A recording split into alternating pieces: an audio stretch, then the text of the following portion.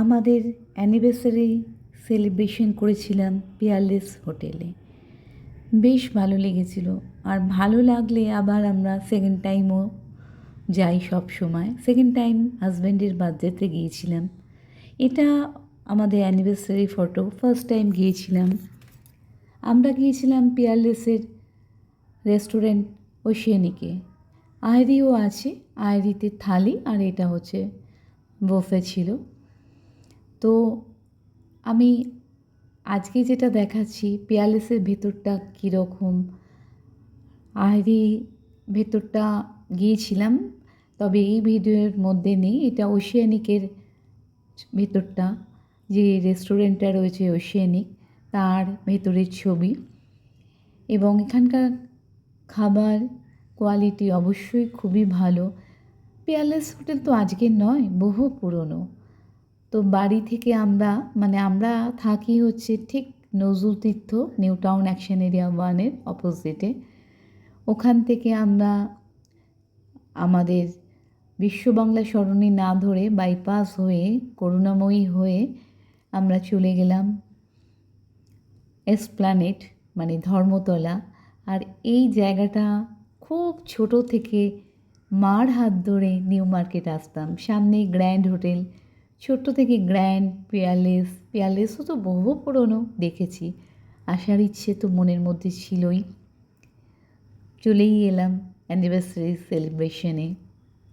ভেতরটা খুব সুন্দর আর বেশ একটা পুরনো দিনের ঐতিহ্য বহন করছে।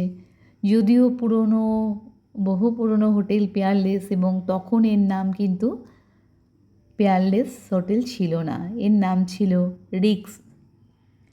তো ভেতরটা আমি কিছুটা দেখাই। আমি আজকে এই ভিডিওয়ে কিছুটা ওশিয়ান রেস্টুরেন্ট পিয়ারলেসের যেটা, সেটারই দেখাবো, এবং পিয়ারলেসের নিচে রিসেপশন, সেই জায়গাটা দেখাবো। এত ভালো লাগলো।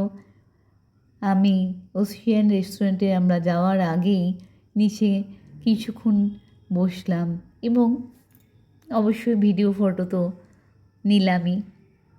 বেশ সুন্দর, বেশ বড়। তবে হ্যাঁ, আমি অন্যদের সঙ্গে কম্পেয়ার করছি না, তবে বেশ ভালো লাগবে গেলে। বেশ ভালো, সুন্দর একটা পরিবেশ।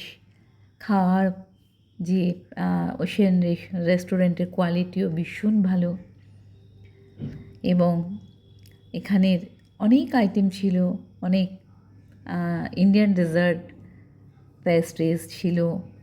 তো ভেতরটা ভীষণ ভালো লেগেছে, তার কিছুটা দেখালাম। আর এই ভালো লাগার জন্যে আমরা আবার পরে সেকেন্ড টাইম এসেছিলাম। এর ভেতরে একটি বার রয়েছে, যদিও আমরা সন্ধেবেলা গিয়েছি, তখন এটা স্টার্ট হয়নি। বেশ সুন্দর, কম আলোয় একটা আলাদা পরিবেশ তৈরি হয়েছে। কিছুটা ভিডিও করেই নিলাম, ভালো লাগলো বলে। আমার তো ভীষণ ভালো লেগেছে। জানি না আপনাদের যারা গেছেন তাদের কতটা ভালো লেগেছে, বা যারা যাননি তারা এই ভিডিওটা দেখে কতটা ভালো লাগছে। তবে কারো যাওয়ার ইচ্ছে থাকলে আমি বলবো অবশ্যই যাবেন। যেমন হোটেলটা ভালো, এটা 4 স্টার ক্যাটাগরিতে পড়ছে মনে হয়, যতদূর জানি। অবশ্যই 5 স্টার নয়। আর এটা খাবারও কিন্তু কোয়ালিটি এরা খুব ভালো মেনটেন করে। আর কি, মানে এতটাই সুন্দর লেগেছে। বেশ ভেতরের একটা সুন্দর ছিমছাম পরিবেশ, যদিও তখন একদম ফাঁকা বলেই হয়তো বেশি ভালো লাগছিল। আমি তো বেশ কিছু ভিডিও করলাম, তারপরে চললাম ওপরে, মানে ওশিয়ান রেস্টুরেন্টটা পিয়ারলেসে ফার্স্ট ফ্লোরে, আর এটা হচ্ছে গ্রাউন্ড ফ্লোরে। এই হচ্ছে ফার্স্ট ফ্লোরে উঠছি, লিফটও আছে, তবে আমি এখান দিয়েই যাচ্ছি। আর এই ওশিয়ানিকে ঢুকলাম। আর মানে ওরা আমাদের এই কেকটাও অ্যানিভার্সারিতে ওখান থেকেই আমরা নিয়েছিলাম। বিরিয়ানি ছিল, মাটন বিরিয়ানি, অনেক আইটেম ছিল। আমরা সানডে গিয়েছিলাম, যার জন্যে সানডের রেট এবং উইকডেজের রেট একটু আলাদা। আমাদের মনে হয় 1700 সামথিং পড়েছিল, তবে আমরা ওখান থেকে 15% মনে হয় ডিসকাউন্টও পেয়েছিলাম। 15 কি 20%-এর ডিসকাউন্ট ছিল। ডিসকাউন্ট ওখান থেকেই দিয়েছিল। আর আমরা একটু তাড়াতাড়ি চলে গিয়েছিলাম, বেশ ফাঁকাই ছিল। যদিও আমরা আমাদের অভিজ্ঞতায় দেখেছি সেটা নোভোটেল হোক, ওয়েস্টিন হোক, আর ম্যারিয়েট হোক, জেডব্লিউ ম্যারিয়েট হোক, ফেয়ারফিল্ড ম্যারিয়েট হোক, স্ট্যাডেল হোক, পুরো মানে একদম ফুল হয় না।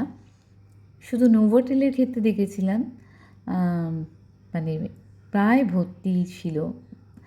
আর নোভোটেলে এমোকেও তা ম্যাক্সিমাম সিট বুক ছিল। তো এই আমাদের অ্যানিভার্সারি সেলিব্রেশন হচ্ছে, কেক কাটিং হলো। তো ভিডিওটা এখানেই শেষ করলাম। সবাই ভালো থাকবেন।